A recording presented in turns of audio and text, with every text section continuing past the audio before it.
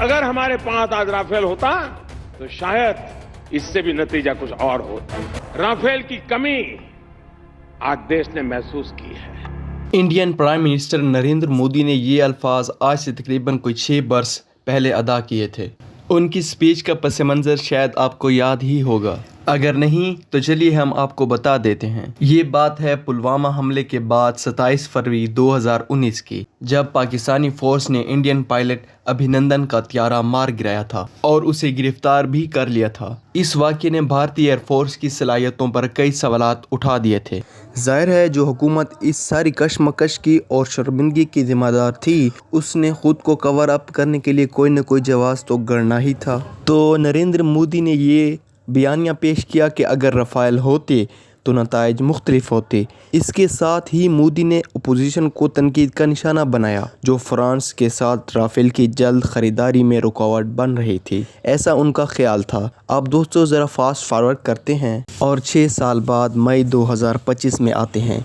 22 अप्रैल को पहलगाम में एक अफसोसनाक मिलिटेंट अटैक होता है, जिसमें 26 बेगुनाह सियाह जान की बाजी हार जाते हैं। इस हमले का इल्ज़ाम भारत बिना किसी सबूतों की फ़ौरन ही पाकिस्तान पर आयद कर देता है। दोनों ही ममालिक के दरमियान जो ताल्लुकात पहले ही से ख़राब चले आ रहे थे, मज़ीद ख़राब हो जाते हैं। भारत इसके बाद पाकिस्तान और आज़ाद कश्मीर में मुख्तलिफ लोकेशंस पर स्कैनपुर हैमर प्रेसिजन गाइडेड मिसाइलों से हमला कर देता है। ये हमला रफ़ाइल और दूसरे रूसी साख्ता तैयारों से किया जाता है। जी हाँ, वही फ्रेंच रफ़ाइल जिसकी कमी महसूस की जा रही थी।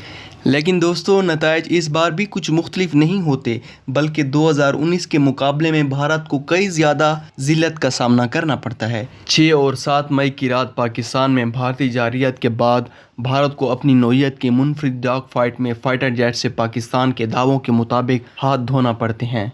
इसमें दिलचस्प बात यह थी कि पाकिस्तान ने अपनी ही एयर बेस में ही रहते हुए मुमकिन तौर पर चाइनीज़ साख्ता J-10C पर नस्ब PL-15 मिसाइल का इस्तेमाल किया और भारतीय एयर फोर्सेस को निशाना बनाया। पाकिस्तानी अस्करी ज़राए के मुताबिक तबाह किए गए तैयारों में 3 रफ़ाइल फाइटर जेट्स भी शामिल हैं। भारतीय सोर्सेस 5 नहीं बल्कि 3 फाइटर जेट्स की तबाही कंफर्म करते हैं, लेकिन वो 3 तैयारे कौन से थे इस बारे में कुछ कंफर्म नहीं करते। लेकिन दोस्तों बैनुल अक़वामी मीडिया और फ्रेंच इंटेलिजेंस के एक हाई रैंक ऑफिशियल्स रफ़ाइल तैयारे गिरने की तस्दीक करती है। ये वही state of the art 4.5 generation Rafale तैयारा है जिसकी डिलीवरी मिलने पर भारत में खुशियां मनाई गई थीं और डिफेंस मिनिस्टर राजनाथ सिंह ने एयरक्राफ्ट को फूल और नारियल पेश किए थे।